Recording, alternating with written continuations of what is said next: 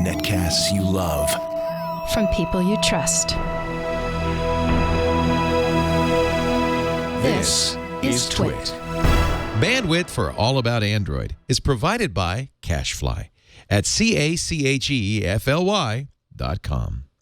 This episode of All About Android is brought to you by Unity, the free personal media server. Unity makes it easy to access and stream all the files and media stored on your computers from your mobile devices. To download Unity for free, visit getunity.com/AAA. That's GetYounity.com/AAA.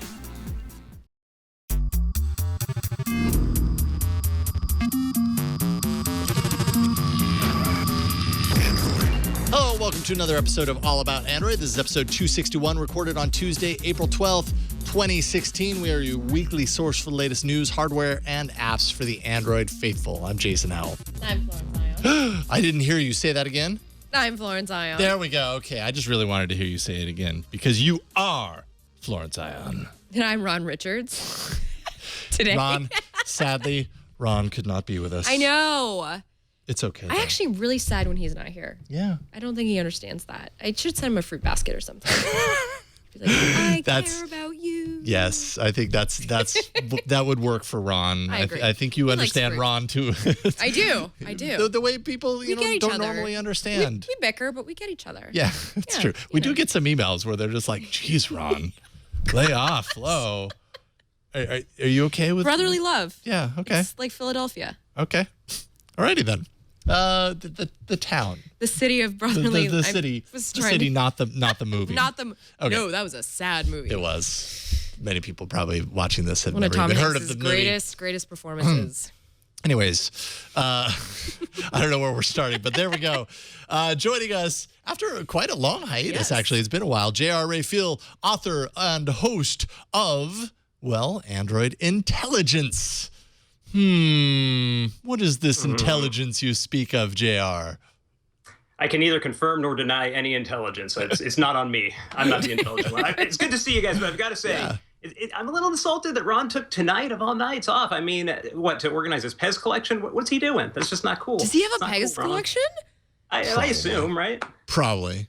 Yeah, I think we decided prior to the show that because Ron is not here, he's the easy target, and we can throw all our aggression at him. So it starts with Pez. This doesn't happen when I'm out. Jeez. Yeah, I know, right? This is why you don't take time away from All About Android. This is Ron's cupboard. And as you can see, he's been collecting Pez for a really long time. Is this really Ron's cupboard? Yep, this is an actual photo from Ron's This is actually Facebook live streaming video from Ron's live webcam pointed at his cupboard. It's just there all the time when he's out. Seriously. BRB. Look at my collection. It's like the shared puddle experience. We heard of this a couple of weeks ago where everybody was fascinated watching a live streaming video of a puddle because it was a shared experience. Now you can watch it's Ron's like the Shebas and the watermelon explosion and all of the above. I don't know if Ron actually has a Pez obsession, but I wouldn't be surprised. We're going to go with that. There. I like it. All right, I like it. It's believable. So before we kind of get into things, JR, tell us a little bit. I mean, when you were on last time, it was Android Power. Yeah. Now it's Android Intelligence. And you've got some pretty interesting, cool things going on. Tell people about it. Yeah, so it's been a pretty crazy month here at J.R. Raphael International Headquarters, which is this lovely and strangely musty room you see here behind me. The thing is, there are a ton of great Android news sites out there, and so what I've always tried to do is do something a little different, something that can serve kind of as a side dish to the news that people already read. And so it's been Android Power for about 6 years now. Android Intelligence was basically a refocusing of that and what I've been doing. It's the same kind of in-depth original advice and analysis that I've been doing for years, just with a name that better fits how the column and sort of the mobile landscape in general have evolved since then. And with some fun new treats sprinkled in too. So one of those, there it is a podcast that just launched today. Same name, Android Intelligence, and same basic idea, really. The way I see it, we've already got outstanding shows like this very one that handle the more topical weekly kind of Android discussion and do it really well. So if I we're going to do a podcast, I wanted to bring something different to the picture, that something that people could enjoy as a supplement to this kind of thing, not trying to, do the same thing. And not that I could even compete. This is the big show right here, So what Android Intelligence, the podcast is, The podcast is basically a monthly show, in-depth interviews with different interesting people from the Android world. That first one that you were seeing a second there, which went online today or Tuesday, depending on when you're listening to this, is a one-on-one chat I had with the guy in charge of all things Android, Chrome OS, Chromecast, pretty much everything at Google these days, Hiroshi Lockheimer. So it was a lot of fun. We talked to some about his background, stories from the early days of Android, got into broader questions about where Android's going, some of the tough topics surrounding it, like the ever-present upgrade situation, what Google can do, should do, is doing, may do, and even the touchy, somewhat controversial topic of Chrome OS, all the reports of it's being folded into Android. Wait, it's not. Google denied it, but did they really? Is it semantics? So it was good just to kind of sit down and be able to get a little straight talk and just have fun. I mean, he's a nice guy and funny and interesting to talk to. So yeah, very laid back interview. Really liked it a lot. You really got to know, on a personal level through the interview, Hiroshi Lockheimer. We like to refer to him as Hiroshi the hero around here. Absolutely. Yeah. I wonder if there's some parallel between how cool and casual Hiroshi is and sort of like what the future of Android is because of that. Yeah. Because there's very much, I feel like with Android, it's kind of like the United States, and whoever's at the helm sort of drives the, the feel for Android. And so we had, one thing happening with Sundar Pichai, and now we have Hiroshi, and he's like cool and laid back and transparent in a sense. And so I'm curious. Yeah, like the future of Android and laid back. I think Hiroshi's awesome, and I think he's going to do a great job and everything like that. I hope that the approach for Google on Android is not to be super. Back. No. But no, I mean, I hope that Google takes more control over the platform than it has in the past. Absolutely. And as far as like personality, and how that is imprinted on the future of Android, those things seem to go against each other. But thankfully, it doesn't always necessarily work out that way. I think one part, I think one area where it could make a difference, something that he talked about a little in our interview was the fact that he has regular meetings. He's the guy who goes out and meets with the different manufacturers and carriers and the various people they consider partners. And of course, those are the people who are typically in one way or another involved in things like upgrades being delayed. And you read about what people say on the inside about Hiroshi and the way he conducts himself, and it fits with just talking to him, his personality. You can see where someone like that sitting down in a meeting is going to be a different kind of meeting than someone in a button-up suit. I don't know that Google ever had anybody super formal, but someone conducting a meeting who's just kind of a chill, laid-back guy and can relate to people easily. Maybe it'll help with relations. We can only hope. It certainly sounds like he's trying. He's aware of issues out there and wants to see things get better. So hopefully it will make a difference in some way. I guess I should say, too, I said all that stuff about the podcast, but didn't actually say where it is. You can find it in most of the apps. It takes a couple of days for them to circulate and update. But yeah, if you just go to podcast.androidintel.net, you can find a link to subscribe and the RSS feed and all that, because searching in apps may or may not show up for a few days until they, update their indexes and all that fun stuff. Yeah, it can take a little bit of time for that to trickle through. But I have to say, fantastic first get. I mean, the Android guy, pretty much. Yeah. The new Android guy that nobody's really heard from yet. So it's kind of good job, JR. Good job. Problem is, where do you go from here? I just got to quit now. It's like, all right, it's all for me, folks. Well, I did that anyway. It's all right. I'm done. Yep. Good stuff. So Android Intelligence, look for it. Congratulations. Big time congrats. And it's just really great to get you back. It's nice to have you back after a few months away. We've got a lot to talk about today. Yes, we do. Of course, we're going to be discussing, JR, you had a report card for OEMs and their dismal upgrade path to Marshmallow. We'll talk a little bit about that. Google's consideration of Swift as a first-class language for Android, potentially. The HTC 10 announcement. We've got some LG news with them doing some interesting friendly things. Google's progress in accessibility in the form of apps, and a whole lot more. Brian, I've given you plenty of content to pull from. I expect to be wowed. It's time for the news. Oh, man, that's a lot of pressure. Yes, it is. I want to see what you do with it. This just in, Hiroshi's new title is Air Captain, and you will see him soon flying his air dirigible. Stay tuned for more on Android news. Is air dirigible? Dirigible. Dirigible. Air dirigible? That's what they used to call It's it. a really hard word to use. Yeah. I'm impressed, Brian. I know. With all that pressure leading up to that, you pulled through, Brian. It's an old-timey way of saying blimp. A dirigible. All right. I'll take it. Okay, so first things first. Apple's Swift programming language. It went open source about 4 months ago. Right about that time, sources say that Google met with others, including Facebook and Uber, just name a few, to consider making Swift its, quote, first-class language for Android. The intention wouldn't be for Swift to necessarily replace Java, but the thought is that Swift has broad upside compared to Java, and it being open source, of course, means Google wouldn't have to change its open source structure in order to do it. Now, we've heard a lot, over the last couple of years, it seems like at this point, of kind of Google's issues with, regarding Java and, along with Oracle, and, they've got this ongoing dispute and everything like that. So you could maybe see this as kind of the result of that, maybe Google protecting itself a little bit, peeling it away from Oracle. I'm not intensely familiar with Swift as a language necessarily. Nope. But if this is a broad sweeps like replacement of the first class language that Android is supported by, that kind of sounds like a big deal if that were to happen. I see it as more of like making a move like Microsoft that they did with Visual Studio, which is allow, all sorts of different code to come in so you can use it for everything. Mm-hmm. And I'm just assuming Google's like, hey, you're making an iOS app. Can you make an Android one too, please? Mm-hmm. Come on. It's easy. Just do it. 2 in 1. What do you think, JR? Do you think this would be a big deal in the world of Google? Do you think it would be kind of a pain in the butt for developers? Because it seems like it would be like pulling up the carpet and redoing it.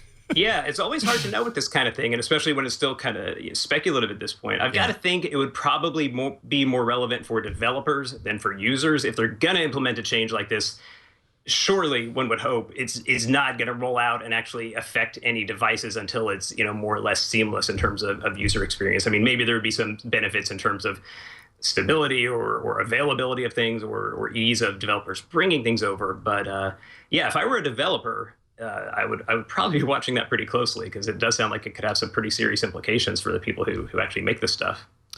Also kind of reminds me, like we've talked a lot on this show about just kind of the inherent need on the platform, version after version. It's obvious that one of the big recurring problems is this whole update problem, is the fact that Google is not able to push out updates on all devices the way we would hope, from a security standpoint and all that kind of stuff. That kind of thing would require a kind of a rewrite of Android, the infrastructure underneath, in order to make that possible. And that maybe someday this is a high enough priority for Google to do that, to just be like, look, Android got to this point, we've rewritten everything underneath to enable these new, this new kind of update method to tackle one of its most significant issues at this point. Maybe something like this allows for that. If they already kind of have to start from square one anyways, maybe this allows Google to, in the process, kind of nip some of that stuff in the bud and take care of it. I'm taking in your opinion because it's really heavy. It's like really intense. I'm just thinking about it's a lot. It's very speculative. It's super speculative. Yeah. It's just making me think about how angry that would make me if that were the. Why would that make you angry? I don't know. Well, I'm not a developer, so I'm not coming at it from a developer's perspective. I'm coming at it from a user perspective, and I don't know. That just sounds like such an unnecessary overhaul. But from my perspective, I just see it as, why can't you just rein in the manufacturers? I blame them for a lot of what's happened, but blame is one thing.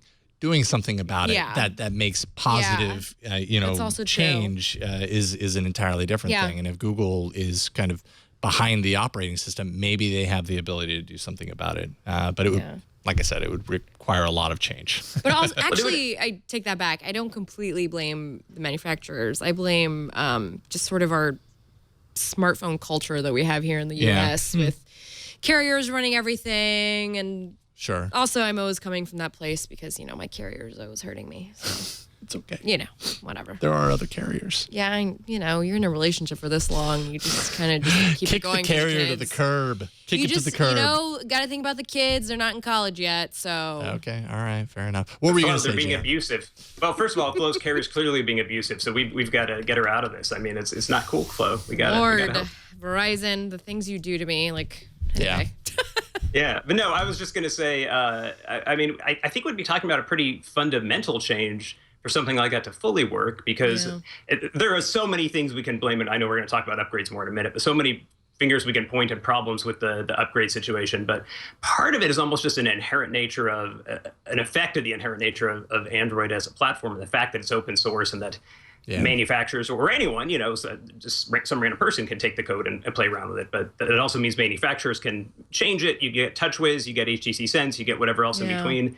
And so it gets pretty difficult to imagine a situation where you could still have that and have Google just roll out updates, short of completely separating what an update means and making an update just like the engine room kind of stuff, which incidentally is something that I asked Hiroshi about on that podcast. And he said that, it's something they're always looking at of ways to make it more modular, and it could theoretically be possible. And they've definitely thought about that. So you never know, but that would be a pretty big change to Android, at least in terms of the structure and what we think of as Android really meaning versus like the user-facing stuff, the user interface and what you see, which is what a lot of which, the stuff that manufacturers tend to get their fingers in and mess with. Mm-hmm. Sure enough. We've got more developer-y news today. Today's news segment is very developers, as our Ballmer good would be friend proud. Steve Ballmer once said before he owned a basketball team.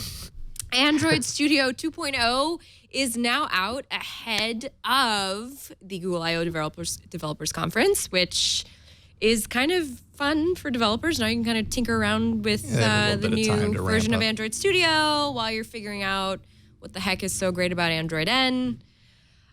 Features instant run for seeing changes made with your apps in a near instant, hence the name. Really nice. Which is very nice, I'm sure. Android emulator is now 3 times faster than the previous emulator, which means ADB push speeds are 10 times faster. Also, there's a new UI and sensor controls, which should just make it more friendly for you to use. There's also a cloud test lab for testing your apps across different devices and configurations via Google's data centers, which will be very helpful. And I wonder if that'll help us with updates, huh? There's also app indexing for creating the proper structure to work with the Google app indexing service, and a new GPU debugger for identifying graphics rendering issues, which is very game friendly. Mm-hmm. Yeah, I mean, these are tools that we've known about. These has kind of been in a beta, and now it's official. I'm sure it's going to be at least a minor talking point at the keynote at Google I/O, like early last month we rolled out blah blah blah. And they'll probably have a session like teaching you about some new stuff and tool tips and stuff. Exactly. And I just, whenever I look at Android Studio, I just think about how like awful Eclipse was, because I used to use Eclipse just to take screenshots before screenshots was a native thing on Oh man, Android. you had to jump through so many hoops And to do that. the only reason I took screenshots is for social media, because I was writing about Apple at the time. But I really wanted to take screenshots of my wallpapers. And so looking at Android Studio, it's so pretty. It's so nice. But you don't even have to touch it because you have a screen capture or a screenshot capability right in your device, so it doesn't matter anymore. I know. That used to be so painful. I know. Having to go through all those steps just to take a screenshot on your phone. I remember when they first made it a native thing where you could do it just on a phone. It's like, oh, hallelujah, this is amazing. What can I take a screenshot of next? Yeah, it was the same like when Android Wear first came out. It wasn't quite as bad because it was more recent, but you still had to like hook it up to your computer and go into ADB and just, hey, so much you know easier. what? That's how iOS people felt when they first got copy and paste. True. You're dropping bombs right now. Boom. Okay, so that's good news for developers. I'm sure more coming up. Well, definitely more coming up at Google I/O, and I can't wait, by the way. What? We're all going to be there, right? 7 weeks? I don't know. We're all going to be there? Yeah, I will You're be gonna there. I'm going to be there all 3 JR? days, hanging out in Mountain View, working on my tan. Yeah? Yeah, I've got to miss this year. It's a bad time. I know. I've got stuff going on, personal stuff. My brother's getting married. We're getting ready to move. You can get married again some other time. What I'm There's only saying, one Google I/O a year. Yep.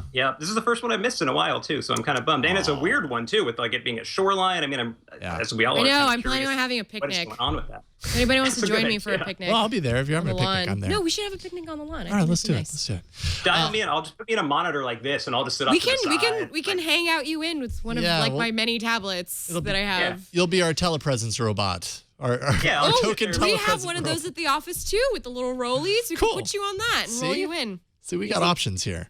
You might be in your tuxedo at the time, but we That's good. won't judge. I'll look nice. I'll make Looking the at your occasional phone smartass while your remark. brother's It'll getting be a good married. time. Yeah. So, JR, Get tell some us live stream. Tell us a little bit about your report card for Android upgrades. You do this fairly regularly. You check in and to see kind of the manufacturers that are releasing devices, the promises they make for upgrading to the next version of Android, and how they follow through on said promises. And it's not looking so good for a lot of manufacturers. Some of them that have had a history of making some pretty big promises Moto. and definitely not delivering. Moto. Yeah, absolutely. Are we talking about Motorola? Maybe a We're little bit. talking about Motorola. Maybe a little bit. What are your thoughts on this report card? How was this semester? Yeah, I mean, how was the semester exactly? Let me step up to my little professor stand here. And I've been doing these for a while, and this one was especially rough. I mean, there are always some bad grades and disappointments, but this one was particularly rough, which is, I think, especially frustrating to see because, we're seeing the early developer releases and all these things that are supposed to help. But I mean, what you're seeing there, HTC did actually really well, and HTC has been doing better each year. Google, of course, did well with Nexus, as it always does. I think HTC is kind of the big winner here. They've been going up, decreasing their time to roll it out. They've been doing great with communication, and they've really established themselves now as the kind of go-to, if you're not getting a Nexus, the go-to player to actually get timely and reliable upgrades. LG, you saw there. LG kind of always does okay. I think they did a little better this year than last, but still not great, and they're horrible at communicating. And then once you get past those three, it's like F, F, F, F. which Yeah, is that the was first time so it's been bad. That bad. Page 2 of your report is pretty hard to read. Yeah. Yeah, it's brutal. For Motorola, I mean, I actually had to change. I have a scale I use, which takes into account the length of days it took to for the upgrade to reach the current flagship, previous gen flagship, and the communication. I had to add in like a little asterisk. I thought that was funny. Because Because they promised. They said it would come out soon after the Priv came out in November, and like it still doesn't have.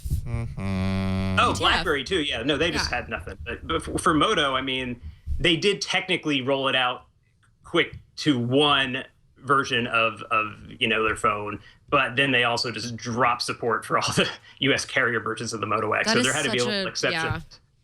Yeah, and the Moto E. And the Moto E too, which this actually, just for the purpose of simplicity and consistency, I just look at flagships here because it gets into tricky water if you try to. Once you go past there, it's like, what do you define as a mid-range? And some companies have like 10 of them, some companies have 2. But even in terms of flagships, I mean, Motorola has gone from being sort of the shining star, great example of what an Android manufacturer should be to just sort of being the bottom of the barrel tisk one. Not a good look for Lenovo, quite frankly. Yeah, it's not a good look. I think there's obviously a culture shift going on there, and they have different priorities perhaps than what Motorola had. I mean, maybe we were a little. Maybe our golden era was influenced by the Google ownership. And, I don't think Google gave them a leg up on getting early access to it. They were always really adamant about they had that firewall and all that. But Google has different priorities in making hardware than a company like Lenovo does. I mean, let's face it. Google's looking to get people using Google services and make it a good Android experience. Lenovo is looking to turn a profit on hardware like most hardware manufacturers. So hopefully the transition will balance out and they'll get reasonably good again in the future. But I think it's going to be hard to forgive and forget this one. I mean, it's a level of trust that's hard to get back after you kind of just stab people in the back like that as they did. Most definitely. I also found it interesting that Samsung, the last generation of flagship, got the update before the current generation. I think it was Samsung, anyways, that I read where it was like the previous generation got it before. I'm just now getting the Marshmallow update for the Galaxy S7 Edge on Verizon. By the way, I've stopped using the Galaxy S7 Edge. It literally just sits in a pouch on my desk at home because even with the Lumi case on, it's like, Why bother? Why bother? From what perspective? Like, it's just not powerful enough? It's too delicate? Well, there's actually a couple reasons for why I had to stop using it, and part of that is because Verizon got mad at me for kept swapping out SIMs. But so the other Verizon, thing, why does that matter? Well, jeez, I'll tell you about that story later. Drop Verizon, seriously. Yeah. I know. Every time I talk about it, to people are the like, curb. kill it. And I'm like, I'm having a really, we're not going to turn man, this it's into an Flo's abusive having a life relationship, crisis. this whole Verizon thing. Like, Yeah. get out. I know. Excuses, Flo. You got to quit I making just feel like if I excuses. keep yelling about it, they'll just hear me and then just like. I don't think so. I don't think Verizon cares. No, they can't hear you now. Nice one, JR.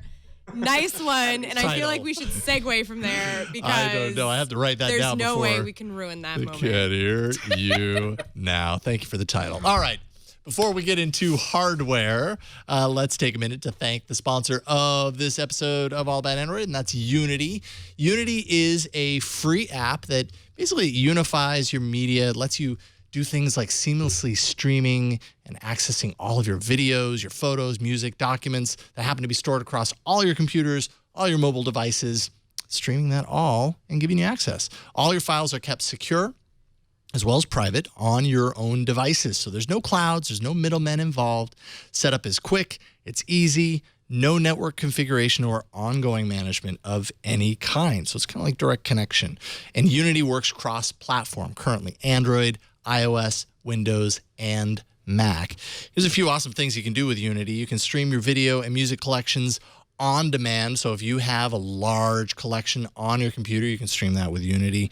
You can even access iTunes Music on your Android device, which is nice. Access all of your photos on all of your computers, including Lightroom, catalogs, Apple photo libraries, all of them combined. Post photos stored on your computer directly to Instagram. You can get to those documents across multiple computers while you're out on the go, so you don't have to have everything stored on your phone, or maybe you don't have it in that particular cloud account, all that kind of stuff. Unify all of your content across your computers into one single organized menu, so you're not looking at a million different places. You're doing that through the Unity app. Search all the content across your computers at once.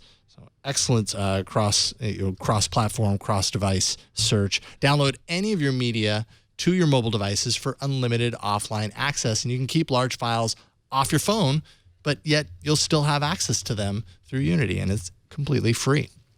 So to connect your devices with Unity, all you have to do is install Unity on your computers, then download the Unity mobile app. And here's where you need to go. Visit getunity.com/AAA. You'll download Unity for free, and you'll get unlimited access to all your stuff on the go. Very simple. Get YOUNITY. YOUNITY.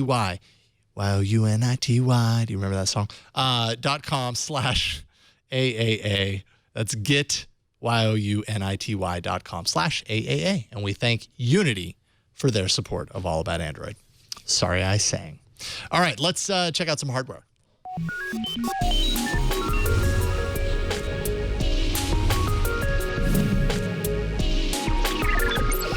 All right, Flo, tell us a little bit about the Friends, the ongoing saga of LG's Friends. Why am I going to get LG's Friends in my life? Okay, so what do you do when your child's at school and has no friends? You make some for them. Oh. And that's what LG is doing with its developer conference on Friday. It is inviting people to make friends and modules for the G5. Now, I just want to clarify that you can't just willy-nilly go and make friends. So That's true. The way this is going to work is you can use the SDK for the existing friends, which is the 360 cam and the 360 VR, which is made by LG and was announced alongside the G5. Or you can use the HDK, which stands for Hardware Development Kit, and submit your own idea to LG to co-develop a module with them for the G5. The idea is just to make it fun, open it to developers, get their insights, and get people excited. Get people excited, give people a reason to buy this phone. Yes, that. But not just that. Also for down the line, LG has a lot of faith that they can bring an element of fun to the Android world with this idea of modularity for the phone. And just this idea that you have one phone, you invest in accessories for it. You know, I kind of agree with what Ron said last week on the show, which is that it's a business model. This is going to be their business model. Whether it's a successful business model remains to be seen. Yes, whether they can get people question. excited and interested and invested in the platform. That's a big hurdle, I think, when you're absolutely. Yeah. So if you're curious about that hurdle that developers are going to have to go through, there's actually a developer conference this Friday in San Francisco for LG and its friends. And I will be there seeing what developers are interested in doing with these HDKs and SDKs, and I don't know. We'll see how many people show up. I'm also curious. It's a developer conference at 6:00 at night and on a Friday. That's interesting. Do you guys actually get the feeling anyone's going to get on board with this? Because it's so specific. It's kind of like even when LG tried to get what I forget the name of the feature. One of their features where you can size an app down, quick something, where they were going to have other people come on board. And they were cut that. They killed it because nobody was making anything for it. Exactly. So, I mean, this is an even bigger investment. It's not just like adding some code into your app and optimizing it so that it'll run on their phone. This is like developing something specifically for this one phone. Manufacturing. Actual manufacturing is included in this. So then in order for anybody to really, get invested in this from a time, monetary standpoint, all that kind of stuff, those people are going to have to know that there's an audience out there, a potential pool of people. There's this, supposed, or one would hope anyways, this gigantic pool of people, and a certain much smaller percentage are the ones that are actually going to spend money on friends, let alone the friend that you just created and spent all your time and money on. From that perspective, it does not sound very promising. Although, again, I applaud LG for doing something different.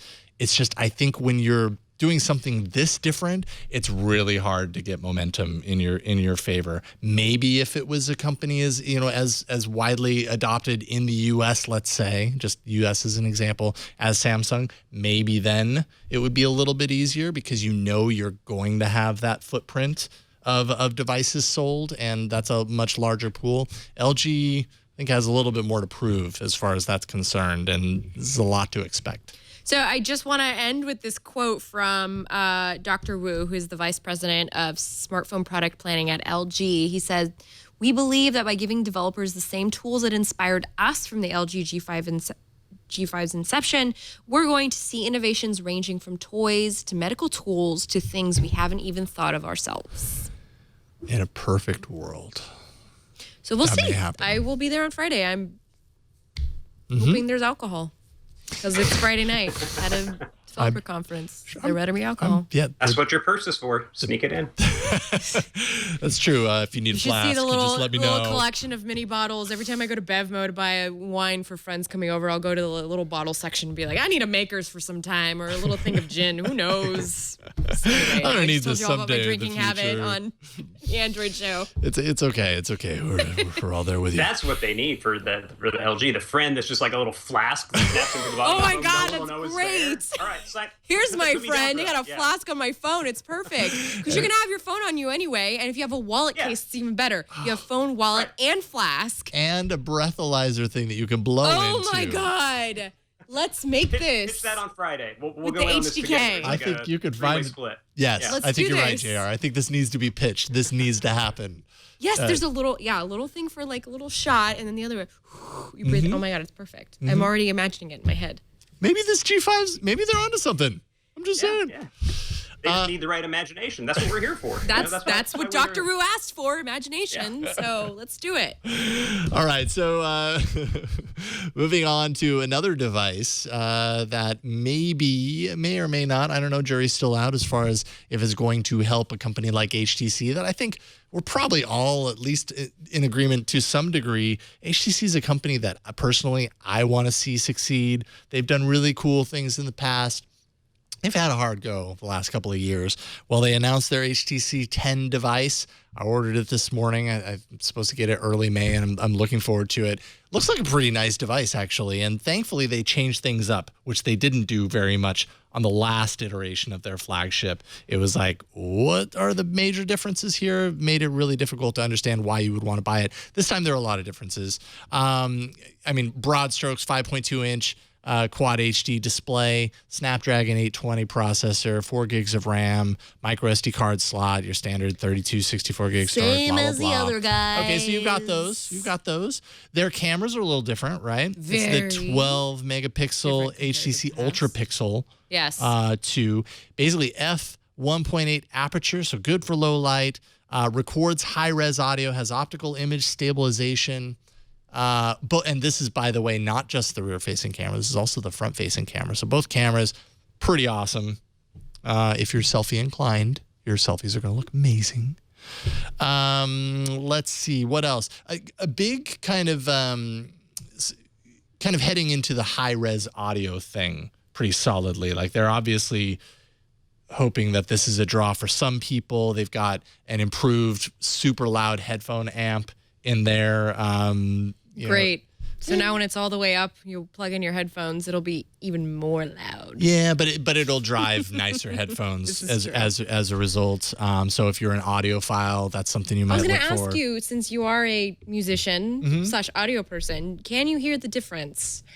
That's a very, very that's a very charged sorry. question. Okay. No. I mean, it is. Like, audiophiles will probably tell you that they can. I produce music in an uncompressed form plenty of times, and I record at 24-bit. Yeah. I think 48 kilohertz. I'm not doing 96 kilohertz.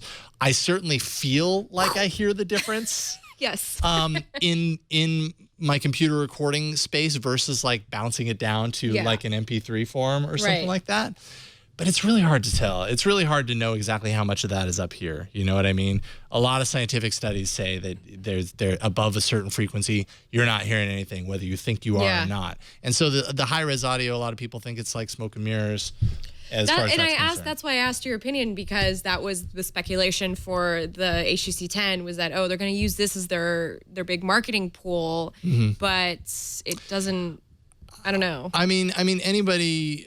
I would definitely say that you take something like vinyl and you take something like MP3. Yeah.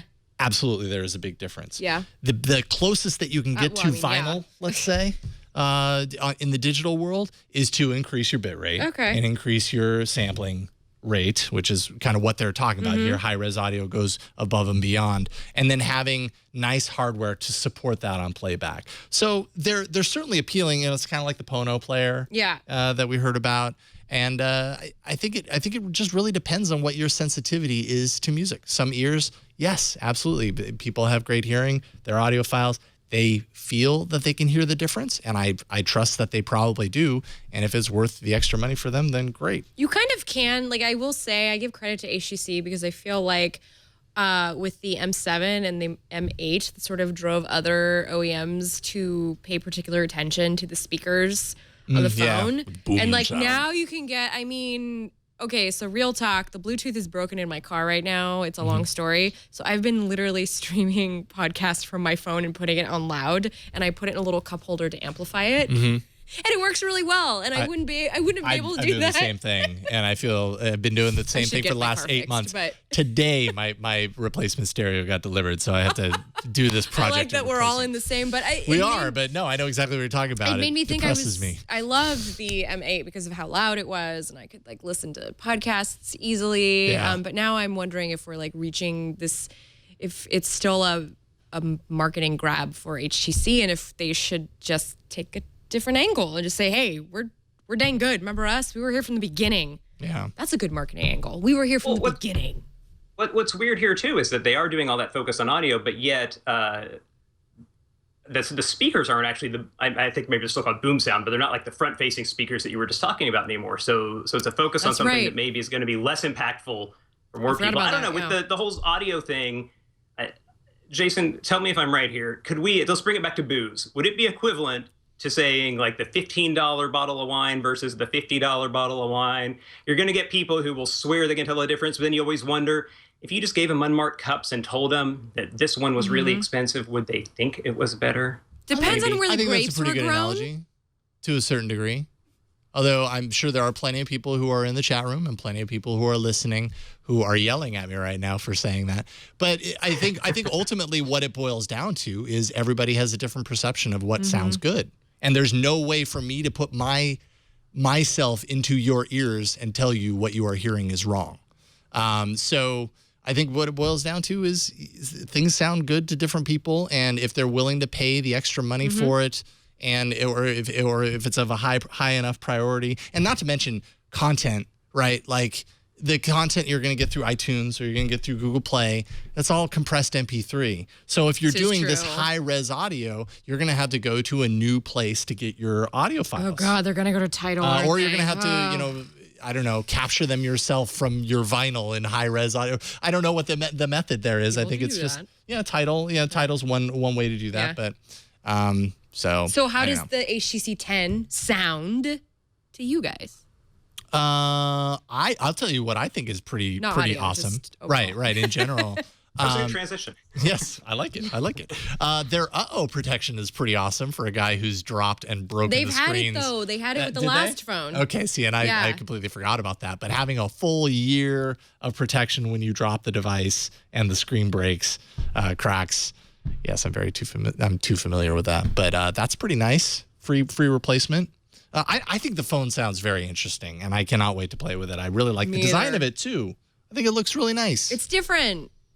Mm-hmm. It does look nice. Is it different enough? Come on, guys. HTC makes nice phones, okay? They do. Can't, except for the HTC And aside from Max. just the form, I think we can't underestimate or downplay the value of the software, too, because HTC has really been going in a good direction with that. This is closer to a stock Android kind of thing, and that's only going to help them with what we were talking about before, the fact that already they were doing great, relatively speaking, with updates, and other than Google, about the only manufacturer that was really doing respectably well and providing reliable and timely ones. And now that they're going closer to a stock approach and doing less heavy modifications to the user interface, I mean, logically, that's only going to help them get them out even faster. And everybody loves to complain about upgrades, but the truth is you kind of vote with your wallet, and HTC is the one that's doing it well, aside from Nexus, of course. So if upgrades are important to you, I think there's a pretty strong argument to be made to look at a phone like this, if not a Nexus phone, as an option. Because if you buy a Galaxy phone, you're going to get some nice things. You're probably not going to get fast upgrades, though. It's just no, you're not. No. Your camera will be amazing, but your upgrades will never come.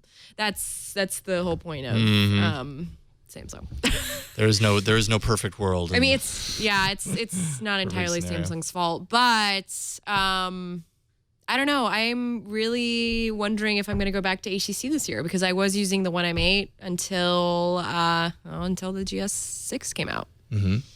So I think it looks pretty compelling. You can get $100 off your pre-order right now.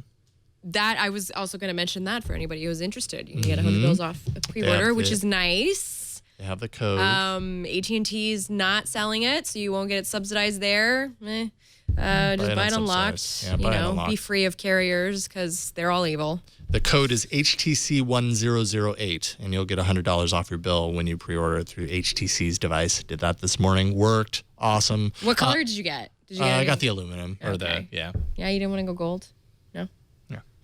No. I'm okay. All right. I'm okay without the gold. The S7 gold really turned me off. Really? Yes. I saw that and I was like, wow, I don't know if I ever want gold. Like if there's the risk that it's going to end up being that gold, then I'm just not even going to try. I don't know. But hey, you have to be a gold kind of person, gold kind of guy or girl. I'd say, the same. I get my Nexus 6P is like, I got black, whatever they want, graphite, whatever, carbon. I forget what this one was called. Fancy name, but sometimes you just want something simple, minimalist. Yep. So I guess we'll see how this fares for HTC. But I think it looks really solid and hope to have it soon. You know what else we'll see? What? Blackberry's coming out with 2 new phones this year. Really? Are they like super top of the line? They are not top of the line phones. Okay. Mr. Howell. Okay. They are mid-range phones. Oh. One of the keyboard variety and one of the touchscreen variety. Okay. So you will have variety. All right. Blackberry had said last week in an interview that they would be launching 2 more phones, and that's probably going to be it. Going to be 2 more Android phones. 2 more Android mid-range, phones. to try and go after that market. And then they're going to see how it goes, or 2 more Android phones, and then I think we're done. That's it. I think we're done. That's what it sounds like. That's it. Like, if this doesn't work, we're finito. And let's also if this doesn't recall work. I gotcha. Okay. All right. that we only sold 600,000 Blackberry Preview units, which was 200,000 under That's so bad. Projections. If it's 200,000 under like projections, so the projections were 800,000. Okay. Yeah, And they 850 came in actually. It's 250,000 less than they had forecasted. Yes, my bad. So 250 Even though. worse. That's still like. The Priv was really expensive.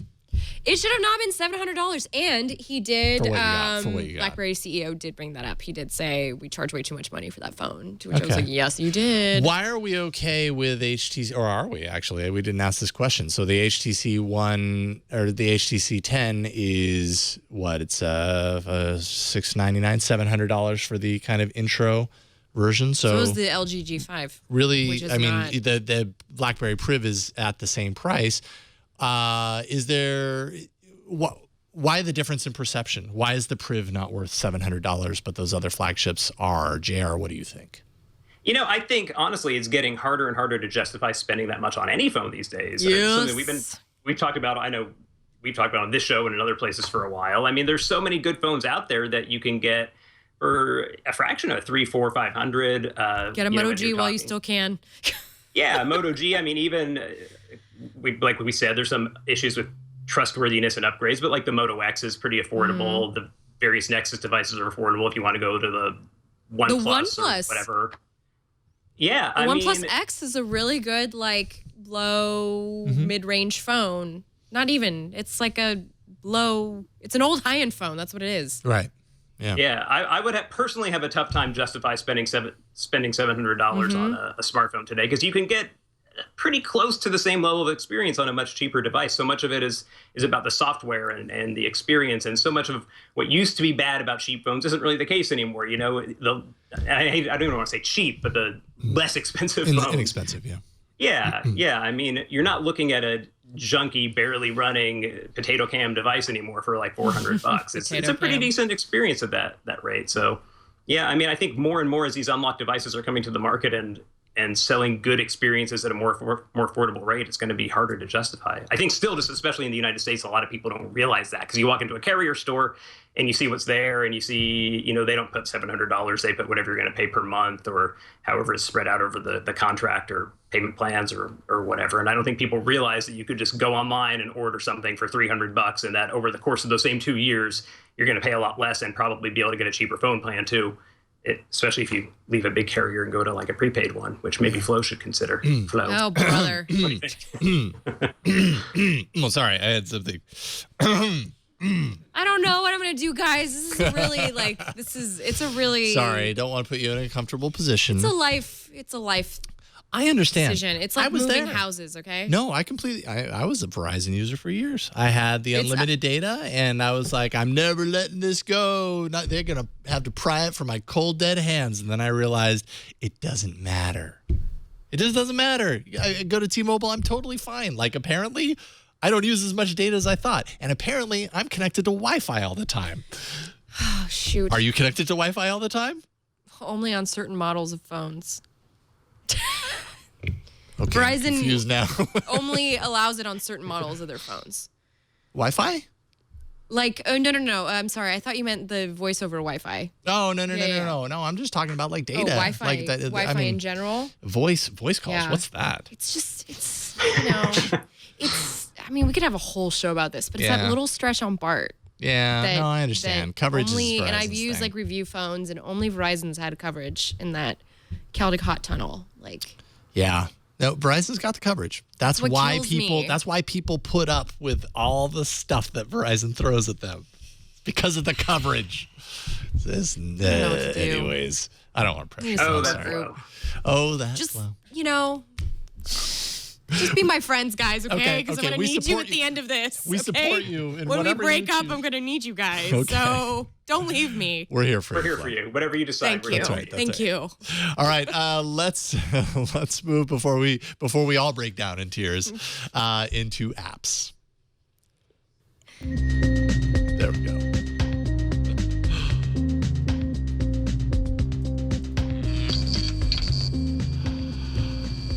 All right, so accessibility, This kind of a excites- recurring topic on the show. This excites me. Google announced a new host of accessibility features across a spectrum of devices, including Chrome OS, Android, Google Docs, and I believe there was one like little ditty for, it's escaping my mind right now, but we'll come to it in just a second. For Android, developers can now take advantage of new Accessibility Scanner, which is a neat app that you can download now just to check out and see if the apps on your mobile device are accessibility or meet the accessibility needs. You can also, those of you taking advantage of the Android N developer preview, can test out the new vision settings, which pops up on the welcome screen and will adjust the interface for those with visual impairments. Pretty neat. So nice to have that at the login screen so that it's all ready for you, because you don't want to go through that login screen without like kind of, being able to see it. Like, Yes, I mean, that's the exactly. whole point of putting that on. And those things are buried in the settings anyway, which is such a bummer.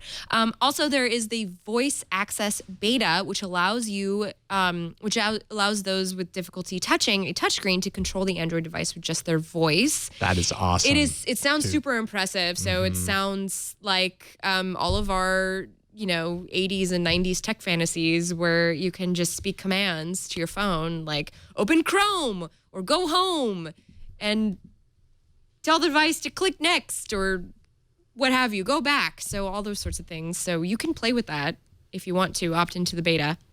Although it's currently at capacity, so maybe you'll have better luck than I did yesterday to try and get in that. I mean, I would love to control my phone. Yeah, I know. My That's voice. yes. Just be in a room of iPhone people and just be like, look what I can do. You just what you want. It's pretty awesome. I mean, like, it's cool just as a neat thing to do, or if you're cooking or whatever and can't get your hands on. But then beyond that, and arguably far more important, I've seen a couple of people retweet things on Twitter where some Android owners with limited or maybe no use of their hands, who have a tough time, have been posting things where they're showing like, hey, I just took this selfie using the new accessibility mode. And I mean, that's just fantastic that we're reaching a point where that kind of thing can be possible, and hopefully soon in the hands of pretty much anyone, aside from the use that just any of us could have with it too, which has beneficial too. Absolutely. A lot of good things about that. Yeah. It's good to hear, because I mean, accessibility, like I am part of a community of transit people who are obsessed with transit, because those of you who follow me on Twitter know all I do is talk about It's BART. your second beat. It's my second beat. Is BART. After Beverly Hills 90210 and Android. That's right. Third beat. My third beat. But that's the thing that comes up all the time is accessibility in the public transportation. And I like seeing it come to tech, because I feel like having that start there will eventually, trickle down to other areas of the world. We have a couple other accessibility features outside of Android, including Chrome OS. So for Chromebook users, they can now opt into the Chromevox Next beta. This already existed, but it's getting a bit of an update, which includes a simplified keyboard shortcut, a new caption panel to display speech and braille output, and a new set of navigation sounds. And on Google Docs now, you can dictate not only your words to Google Docs, but you can also dictate editing and formatting, which is pretty neat. I mean, it's a whole language in and of itself. You got to know how to speak the language in order to do full editing inside Google Docs. But before you would have to get like applications to be able to use that on your desktop computer, and now you could just do it with your browser. Yeah. Through Google Docs. I'm sure over time you get really proficient at what you need to do. Absolutely. To I use save it sometimes because I'm like a stream of consciousness person, in case nobody has been able to tell the last 7 months watching me I don't know here. what you're talking about. And so sometimes I need to dictate my thoughts. Yeah.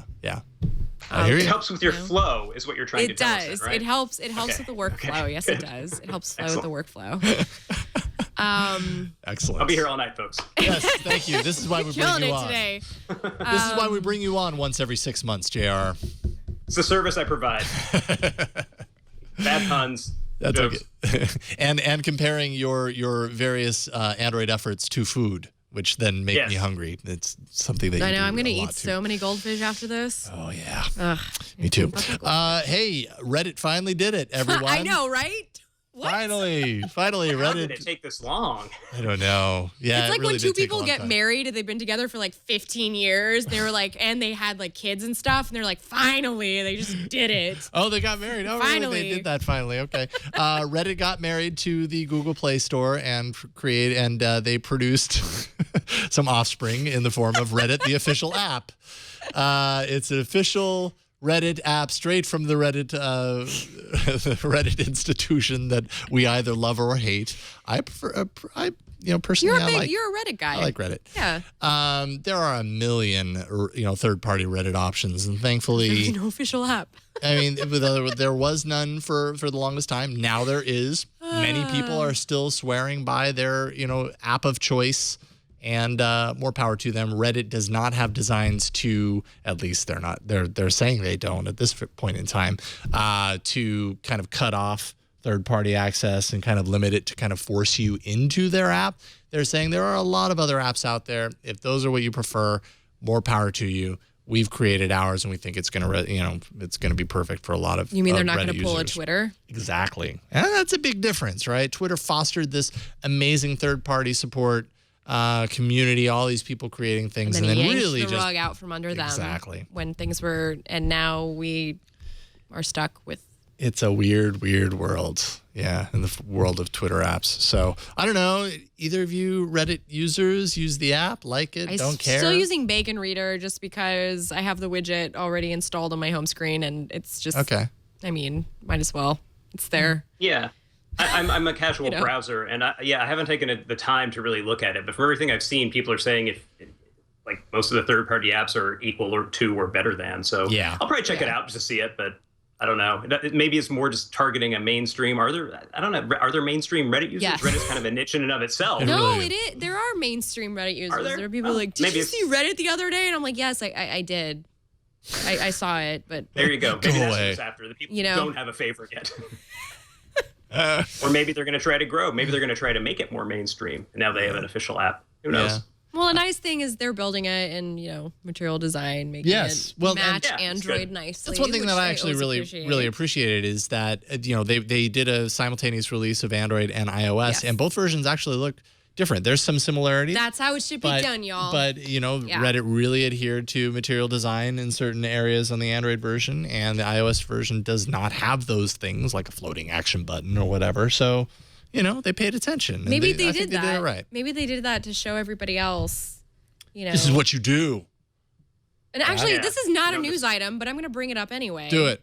It's not a news item, but I'm bringing it up. Okay. Have y'all seen the leaks for Twitter's new UI material design thing? Hey, hold on. Let me search Reddit because I know I saw that on Reddit. You said floating action button, and I'm just thinking fabulous, and I'm thinking of here. Get it, fab. I can go ahead. The Twitter Android app can only go uphill, right? I mean, anything they do at this point is going to help. So there we go, yeah, well, and I know they hired, Joaquin Verges, who maybe this comes from Falcon Pro, who was part of the whole. Yeah, it's true. Need to get Joaquin on the show. So what do we see here? Okay. Wait, so this is the video of this is supposedly the video it just basically of looks like what we have now, except with some, but. Except a floating button. But I was just thinking, we got Reddit doing that, and thank God, Twitter is kind of coming out. I mean, hopefully this is really happening. You got the little button there in the corner. That's a little better, right? I mean, the one now, you got this whole weird, that big bar at the top, and then it's, I don't know. It just hurts my eyes looking at the current one. I mean, this one, I guess, is still the same color scheme, but it looks a little better to me. It's a step, baby steps. Yeah. I guess even if, let's hope that Joaquin is somewhat driving this, but even if so, one guy coming in isn't going to shake it up and put out a whole new app, from an existing team in 6 months or however long he's been there. Maybe his influence is starting to shine through, and it'll just keep getting better. I'm just such an idealist. I can't help it. I'm just such an idealist. You are. I am. It's true. How do you feel about Miitomo? Are you still totally enthralled and using it regularly? That's our last news item of the day. I need to add you on that, by the way. I need to add you on that, by the way, while we're here in person, because I scanned all my networks and it didn't pull you in. But the thing is, I added you and you didn't add me back. Because I have a different account. I have the one that I first checked it out with, and then Yeah. Oh, Anyway, I we'll understand. talk about it later. Okay. But anyways, I'll add you before anyway, it saw over 2.6 million downloads last week, and it's making about 280,000 a week for Nintendo. And I will admit I was part of that, giving it a little bit of money. But Did you buy outfits? I'm pleading the fifth. Okay. So, because I do change my girl's outfit every day as much as I change mine. Oh, my feeling today. I made the mistake actually of twitching my Miitomo. So I would just like to caution everyone not to twitch Miitomo because That sounds like so much nonsense. You twitched your Miitomo? What? Yeah. So Thank you, Brian. I don't even know. I thought you were just making a comment about Twitch, but anyway. Streaming to clearly I didn't Twitch catch is on what to you're that. talking about. Streaming to Twitch. Yes, I twitched my Miitomo session, but that I ended up revealing like answers that were just between like me and the other person, and things were getting kind of right. And I felt like a total jerk, so I'm never doing that again. Yeah, fair enough. Never doing that again. I'm sorry. Okay. But yeah, I'm still kind of logging in a little bit. A little bit. Yeah, I'm just answering like. I don't know. I'm trying to use it as like a way to interact. Like Brian and I have been interacting a lot on Miitomo, but I'm trying to use it as a way to interact like I would on Facebook with my more tech-centric friends. Yeah. It's fun. It's something to do on BART when you're bored, and I'm getting really good at the pachinko games. So Apparently I need to play that. Apparently I need to use it more. But 2.6 million downloads in a single week. That's insane. not too shabby. Good job, Nintendo. You should That scrappy upstart. put more games on Android because my 3DS is sitting in a box somewhere collecting dust. Put actual games on Android, actually. Just put them on Android. Just like real I will games. buy them. I will give you money. I will give you like up to $20. Okay? Just give me something. For a high quality Yes. Nintendo game? I will give you up to $20. I'll save all my Google survey money. Controls better be good. Because on smartphones, the controls can often be the stinker in the whole I equation. did find a way around that though. Oh. You Bluetooth controller? No. It's just nice to have the ability to set where the controls are, like on the overlay. Oh, okay. Because of the way, like you figure out the way you hold your thumb. Yeah, and, right. Nobody's made equal. Like we all have different. It's true. Very, very true. Hey, Do you guys remember? What's up? Oh, I'm sorry. No, do it. So nothing of any consequence here, but I was just going to say, do you guys remember for a while, it was like back around the original Moto Droid era, I can't remember the company's name, but there were these things that were kind of in for a while, these little plastic things you put on top of. I know exactly what you were talking about when yeah, you I brought that remember up. that. Do you guys remember? And I was like, yes. I've got one in a drawer somewhere. Like there is one in this room somewhere, maybe two. And did but it? I guess, that kind of relied on the physical keyboard, I think, if I'm remembering right.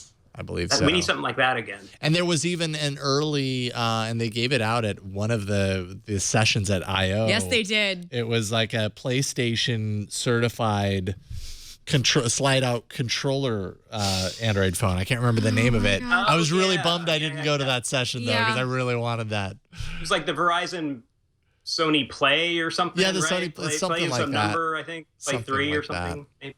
Yeah. Sony.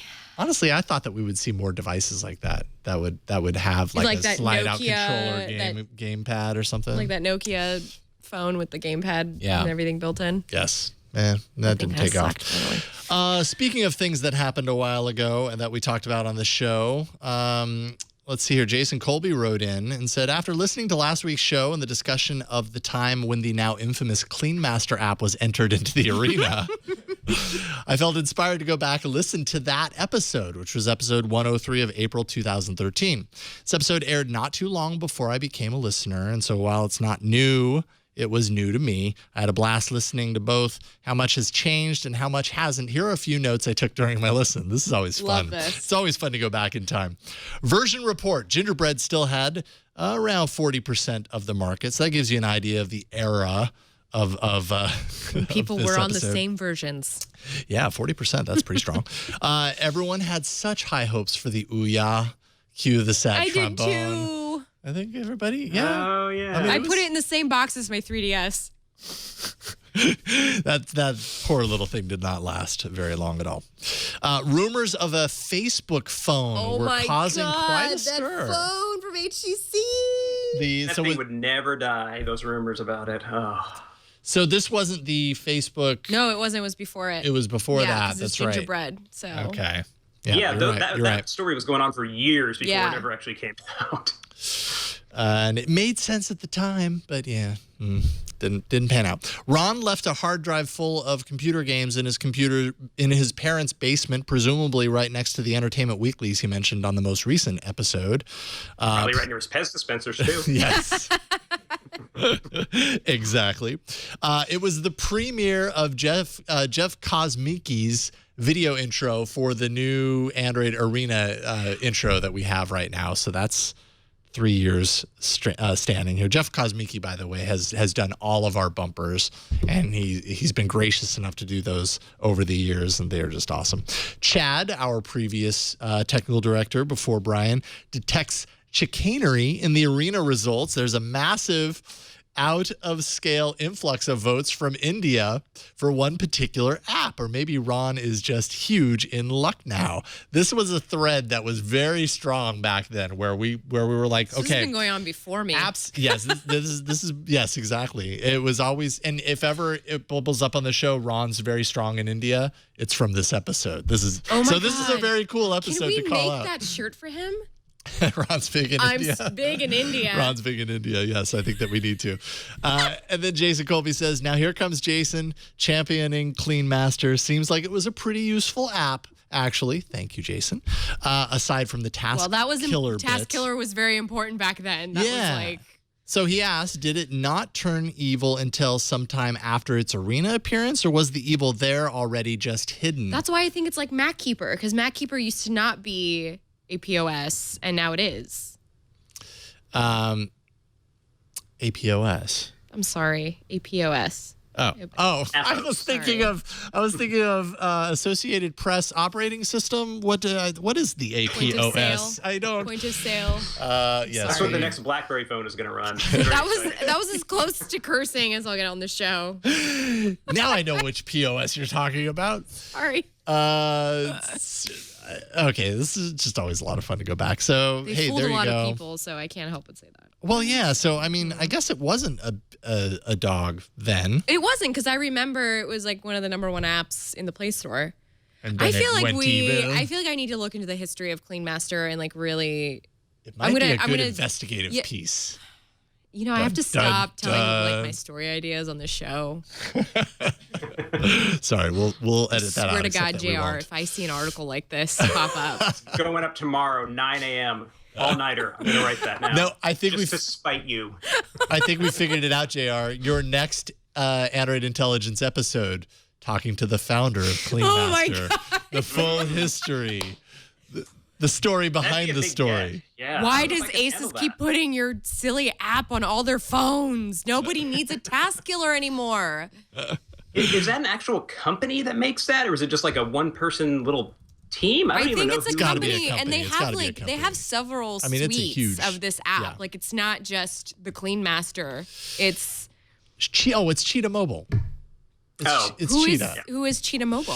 Cheetah Mobile, they've got Uh-oh. their hands in a lot of things.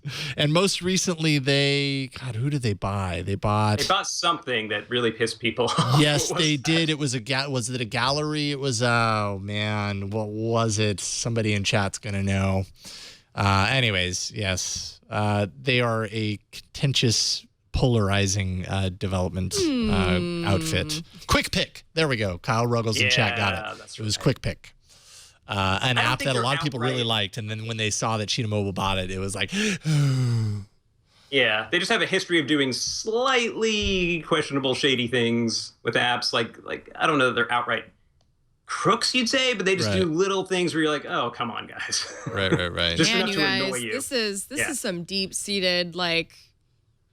They certainly have a reputation that precedes them. Let's just say that, and to some degrees, I'm not quite sure I understand exactly why. But hey, there you go. All right, should we do it? Let's do it. Arena time. So many enter, but only one lives. Android Arena. This is a fun episode. We've had a lot of fun stuff to I talk know, about you know, today. we This has really have just been talking a lot today about Well, it's what we do here. I had a lot on my mind today. Exactly. Taking a look at, well, I did too. I think we all did. That's the point. We're going really long today. Sorry, folks. bit.ly/AAA show 260 was the place that you went last week. Who won? To place your vote. And I don't even know because I haven't looked. Contacts Optimizer. Whose app was that? That was Flo's app. Oh, what do you know, Flo? Finally. Dun, dun, What do I have to do for you people to vote for my? Well, bring a solid app. Yeah, okay. Number one, and present it. This is why I have to stop picking apps at the last second. Yeah, I mean this is not easy.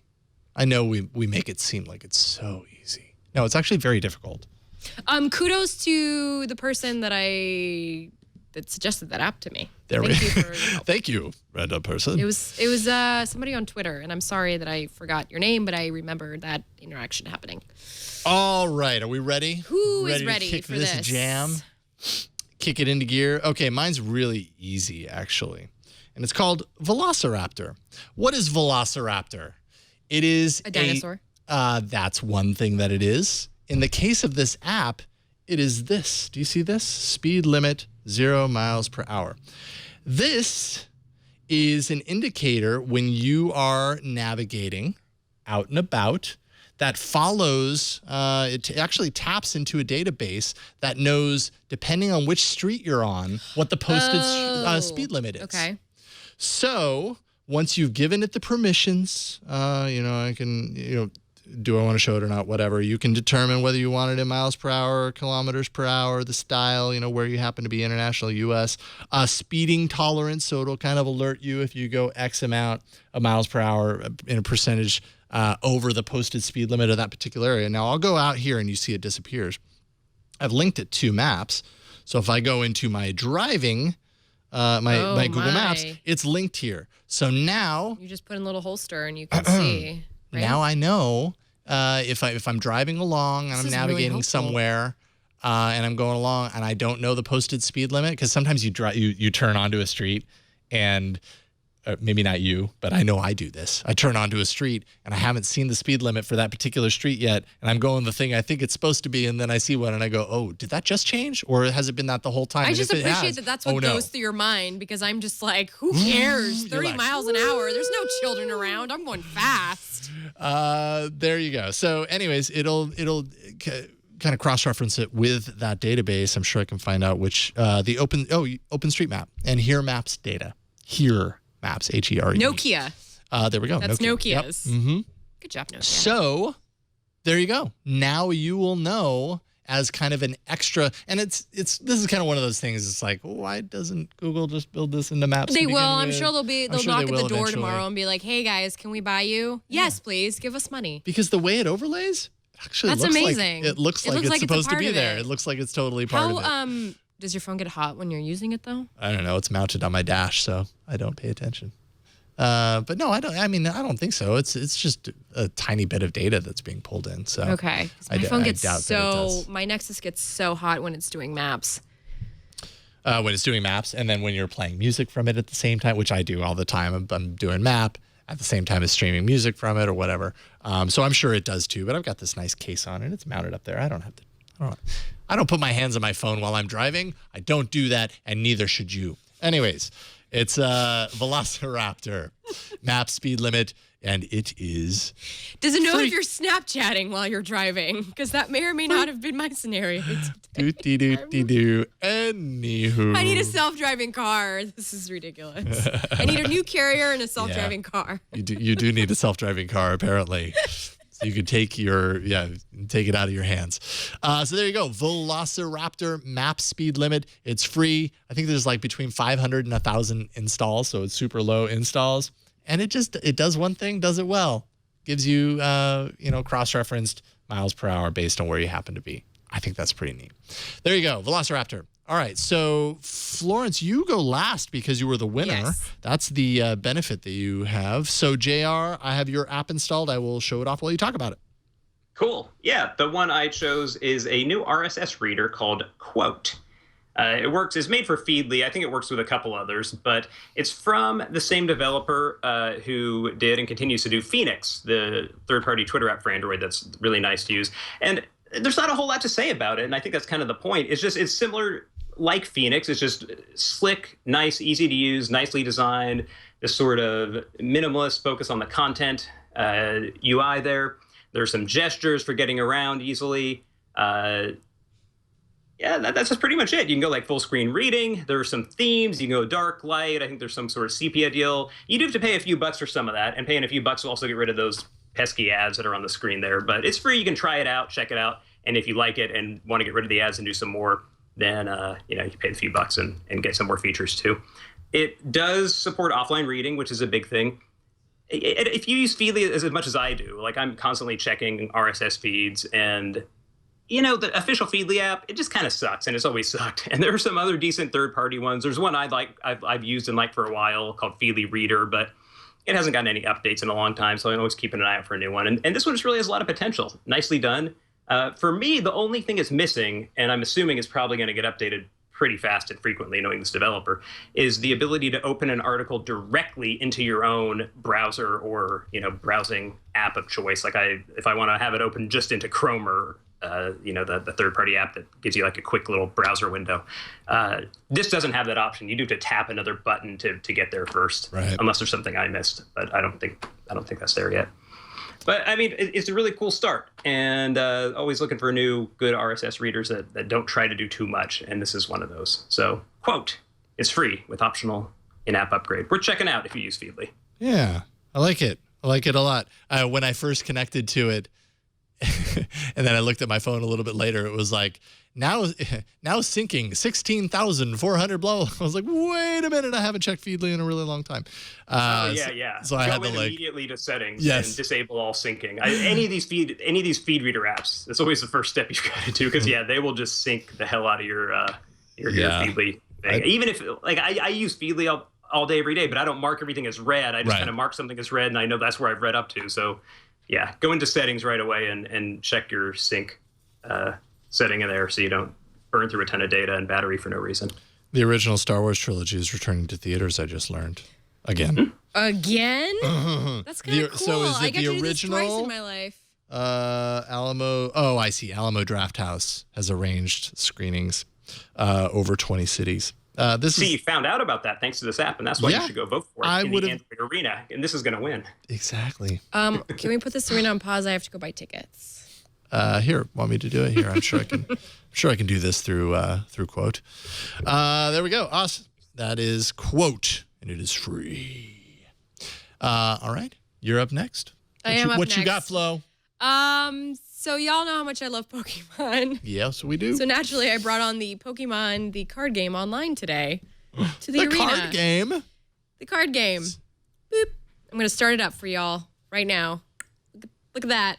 Now, unfortunately, I don't have enough coins to, okay. So let me tell y'all, I do not play Hearthstone, and I have been mostly intimidated by card games for most of my life. But after 3 days, I finally beat the, what's it called? The walkthrough or the trial. Gosh, what's it called? The tutorial. I finally beat the tutorial. Of Hearthstone? For Pokemon. Oh, for Pokemon. Yeah, I finally beat it. Now, this is a beta, by the way, everyone. So yeah, and I'm really sorry that I didn't realize that. I think beta is fine. There's ways to opt into it, so it's not like it's I think the beta is impossible. just for the tablet version, actually. Oh, okay. Yeah, so I don't think the beta is for the smartphone version, but I usually play games on my tablet. So I logged in, so today I get a thing. It's totally just like Hearthstone, by the way, just in terms of gameplay. It is the original card game. You start out with, one of 3 packs, so you can choose between your typical water, fire, grass type Pokemon. The thing is, though, you will have to grind a little bit to get coins and things so that you can customize your player and add to your packs. But if you're committed to playing the Pokemon card game, then that shouldn't be an issue, right? Right. Right. And you could play with your friends, too, if you'd like, which I haven't done yet because I'm honestly still kind of getting a hang of the card game. But as you see here, this is how you start a trainer battle, and this is a trainer challenge that's so you can, get some coins and brush up on cards. I don't know. I think we're just going to play with a basic yellow deck. Of course. Will this teach folks who are completely yes, the tutorial will not knowledgeable at all about anything Pokemon? No. About the world of Pokemon? No. Yeah, I mean, if you don't know Pokemon, that's part of the reasons I don't play Hearthstone is because I'm not really into the Blizzard World of Warcraft world. Got it. So I like this because I know Pokemon very dang well. And so, and this mimics how you would play in. This mimics exactly how you'd play in real life. That's awesome. Then. And so, the tutorial you have to get through I think it's 9 stages of the tutorial before you can play any of this, which is great because it teaches you how to play the game. It teaches you how, when you get into kind of a tricky situation, how to get yourself out of it. Can you hear it? Oh, you know what? Oh. There we go. Can you hear it? Maybe not. Okay. Well, whatever. Thanks. It's exactly you know what? There's the Wi-Fi in here is a little finicky, so I can't play it right now. You have to be online the entire time to play it. Awesome. So I actually can't play it right now because the Wi-Fi is all finicky. Oh, so the Wi-Fi is disconnecting or something? Yeah. Oh, no. I see something. No. He was... I don't know. There we go. All right. So... All right. I'm going to give him a little light punch. Yeah. I see what you did, Brian. Yeah. I was like, wow, how did they separate the audio from the music to the sound effects? Because Brian's playing through the original Pokemon. Which one are you playing, Brian? Red or blue? I'm playing through red. Oh. Let's put Pikachu in there. Wow. Gonna give a little energy. You have to give. So the thing about this is you gotta attach energy cards. Okay. So that they can actually go. Excellent. It looks good. It looks like it would be a lot more fun on a tablet screen. It is so much more fun on the tablet. Looks like, even on the tablet, these are pretty small, and stuff. So see, I can on a phone, evolve it would be really hard to see some Pikachu of that stuff. very easily. As one would be wont to do, yes. Well, now I want to finish this hand. Why? Let me just do this. Let me just do this. Once you pop, thing. you can't stop. You got coins and everything. I'm picking from his cards. Exactly like your typical card game. All right. And it's stuck now because the Wi-Fi keeps going out. Oh, it's not sorry. the Wi-Fi here. It's my tablet's been having Wi-Fi problems lately. So go ahead and blame the Wi-Fi here. Cool. So this is Pokemon the card game, or TCG, as they have put it. And actually, you should type it in that way into play because otherwise it won't come up. You'll get all these wannabe. Right.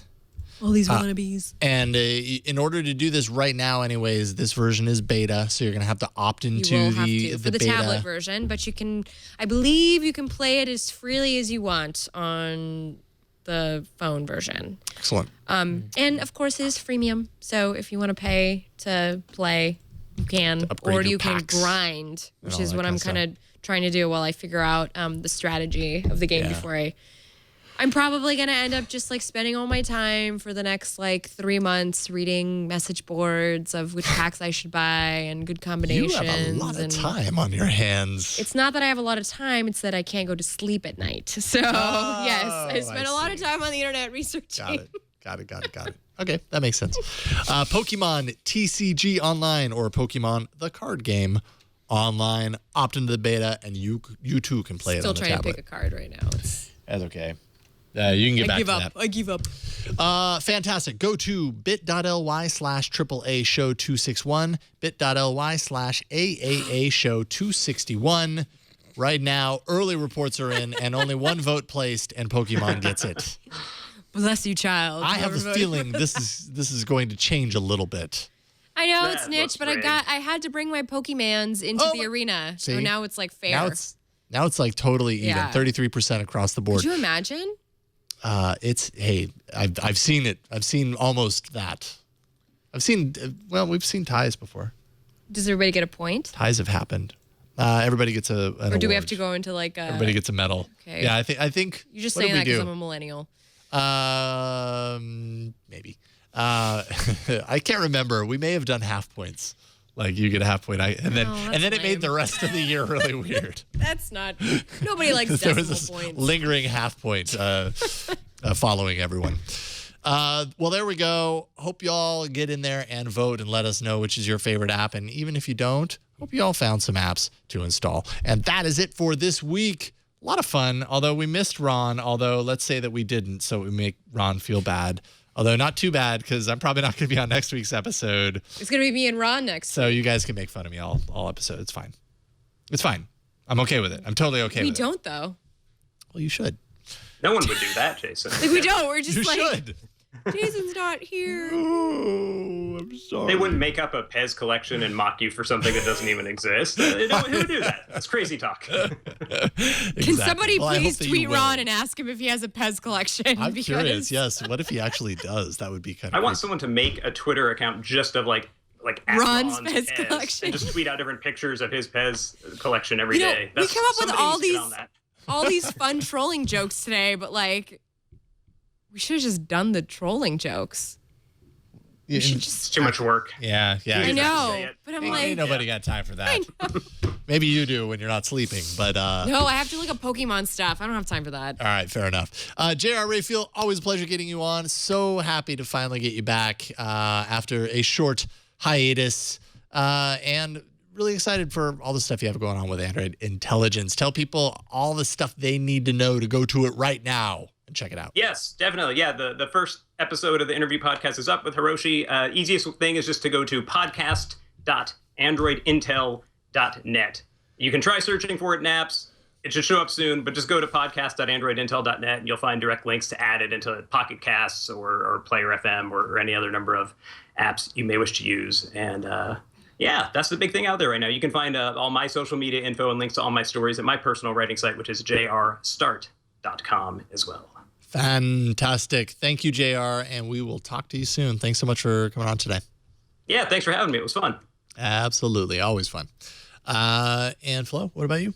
Well, you can find all my writing of the Android things on pcworld.com and greenbot.com. But I've also started, my own little Twitch channel because And you've I'm already just trying to gotten into cold water with the Twitch channel. And yeah, I got Miitomo. a little bit of customization to do. I'm basically figuring this Twitch thing out. So if you want to come watch me figure it out, I'll be streaming on the weekends, Android games. Nice. Android stuff. That's cool. Right now I'm streaming from an actual Android devices, which has been a little laggy. So I'm working on another method. Okay. Yeah. Okay. Where should people find you on Twitch? Is there like At a Twitch, That Flow. twitch.com/OhThatFlow? Yes. Is that how it goes? Yes, and I'm planning obviously on playing TCG this weekend. So Excellent. this is the Miitomo. No, don't do it. section. We're going to learn too much. I am so sorry for everyone whose like secrets I revealed on Twitch. Good thing they like delete those after like a month or whatever. Yeah. Thank you, Flo. Brian, what about you? Well, I work on Screensavers, so definitely that's on Saturdays. I TD that show, and I know Jason and Flo, you've both been on there, so that's definitely something you should check out. But when I'm not doing know-how, you can find me on Twitter at cranky_hippo. But next week is NAB, so it's gonna be a little crazy. That's where we're all a lot of us are gonna be. That's why one of the reasons why I'm not gonna be able to do the show likely. If I can figure out a space to do it, I thought I was gonna be able to do it from the NAB stage that we have there, but I guess the power kind of.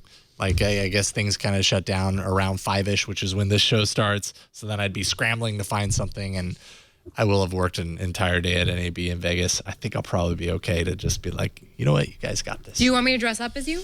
Yeah. I would have to grow an extra foot in that time, but Are you saying I have 3 feet? no, an extra foot. Okay. Oh, that Measurement. way. Okay. This way. Yes. No, I would prefer. Although if you had 3 feet, I could imagine you'd be very stable. That's true. There are things you don't want to know about this man. Let's not go there. Yeah, no one ever sees my feet. They're always underneath this This is table. true. You don't know how many feet he has under there Peeling right now. back the curtain a little too far here. We don't need to know these things. But This yes, part I of would the show appreciate will that. never air. It's all going to be cut out. Tony, edit this out. All right. Before we wrap up, check out the Twit newsletter. We have a newsletter that's really awesome. You can sign up at twit.tv/newsletter. We have like behind the scenes footage. It's not footage, but just kind of stuff, information there. Also, we'll look at what's coming up every week. We kind of give you a little bit of insight as far as what Twit is up to. And, you know, we don't like sell your data. We just give you a nice newsletter and you get it in your email. And I don't know what I'm looking at right now. Oh. Cut the feed. Cut the feed. That's 1 foot. Hey, wait a minute. How many feet do you have That's down 2 there? feet. What is this? That's 2 feet. What is this? And there's my third foot. It's 3 I'm wearing- feet. My- I What knew is it. that foot? I prefer to put a different shoe on my third foot because it's very difficult to find the same shoe for 3 feet. It wasn't me. What your third foot is a lady foot, right? I think that's what I'd read before on some blog. Cosmetic Yeah. surgery is amazing. Yeah. The advancements Yeah. we've had. I go with what I have, and I have my third foot is a lady foot, and so I go with lady shoes. And it's just, you guys know We far love you too for much. who you are. It's good. We support Flo with her abusive relationship, and we love you just like you are, Jason. Thank you, Jay. I don't know if I like how this show is ending. Anyways, twit.tv/newsletter. You probably won't find any information about my third foot there. That is it for this week. Leave us a voicemail. Why don't you? 347-SHOW-AAA. You never do, but I'm going to keep asking for you to. Otherwise, we talk about extra feet. Yeah. See what exactly. happens? This is what happens when you have don't to do call that. us so we don't talk about 3 feet. AAA@twit.tv is the email. More likely you're going to contact us that way. We are at Android Show on Twitter. We are twitaaa.reddit.com on the Reddits. We have show notes and past episodes always at our place on the internet, twit.tv/AAA, with our episodes appearing all over the place. And you can catch us live every Tuesday, 5:30 p.m. Pacific, twit.tv/live. That is it for this week. We'll see you next week on another episode of All About Android. Bye, everyone.